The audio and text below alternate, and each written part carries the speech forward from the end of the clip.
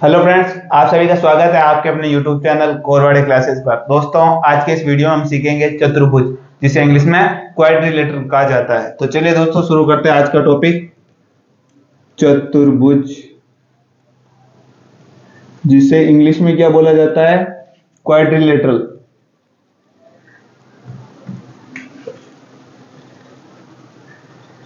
Quadrilateral तो क्या होता है क्वाड्रिलेटरल? तो जिसकी कितनी भुजाएं होती? चतुर का मतलब क्या होता है? चतुर यानी चार। क्या होता है चतुर्थ? चतुर्थ का अर्थ क्या होता है? चतुर्थ का अर्थ होता है चार। तो चार जिसमें भुजाएं होती है उसे क्या कहा जाता है?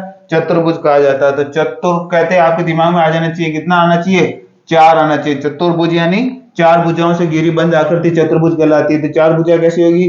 एक भुजा, ये दूसरी भुजा, ये तीसरी भुजा और ये चौथी भुजा। इस तरीके से चार भुजाओं से घिरी हुई जो आकृति होती है वो क्या कहलाती है? चतुर्भुज कहलाती है। तो ये क्या होगा? चतुर्भुज। ये क्या होगी? अलग अलग साइड हो जाएगी। ठीक है।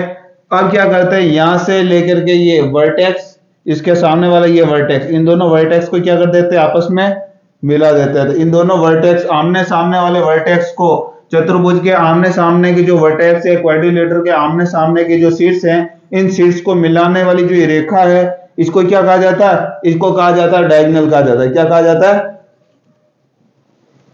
डायगोनल कहा जाता है। क्या बोला जाता है? डायगोनल। हिंदी में बोला जाता है विकर्ण। क्या बोला जाता है? विकर्ण। तो ये क्या होती है?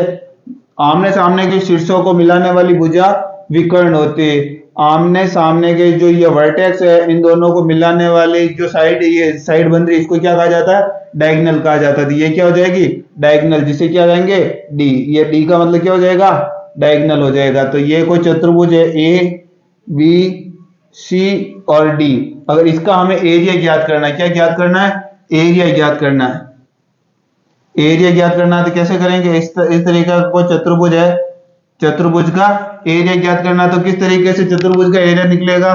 तो सबसे पहले क्या करना है, हमारे को दोनों वर्टेक्स को मिला देंगे तो ये क्या बन जाएगा? डायगोनल बन जाएगा। इससे क्या करेंगे, ये वाला जो वर्टेक्स है इस पर परपेंडिकुलर डाल देंगे, वर्टेक्स से इस पर, और ये क्या वर्टेक्स से ये वाला बीच वाला जो डायगोनल है, इस डायगोनल पर क्या कर देंगे? परपेंडिकुलर डाल देंगे। परपेंडिकुलर का मतलब लंब डाल देंगे। जैसे लंब डालेंगे तो हमारे पास में ये यहां से लेकर यहां तक जो परपेंडिकुलर है, ये इसको H1 मान लेते हैं। दूसरा जो परपेंडिकुलर उसको क्या मान लेते हैं? H2 मान लेते हैं। क्या मान लेते हैं? H2 मान लेते हैं। तो किस तरीके से ऐसे चतुर्भुज का, ऐसे क्वाड्रिलेटरल का एरिया निकलेगा? तो इसका एरिया होगा 1/2 इंटू क्या हो जाएगा? सबसे पहले क्या होगा आपके पास में, ये जो डायगोनल है, ये वाला डायगोनल, तो ये डायगोनल क्या हो जाएगा? डी हो जाएगा। उसके बाद में मल्टीप्लाई करने के बाद में जो आपके पास में ये परपेंडिकुलर है और ये परपेंडिकुलर, इन दोनों को क्या कर देना है?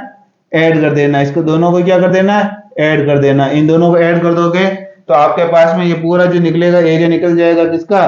क्वाड्रिलेटरल का एरिया निकल जाएगा। किसका एरिया निकलेगा? ये क्वाड्रिलेटरल का एरिया निकल जाएगा। तो हिंदी में अगर लिखना चाहते हैं तो कैसे लिखेंगे?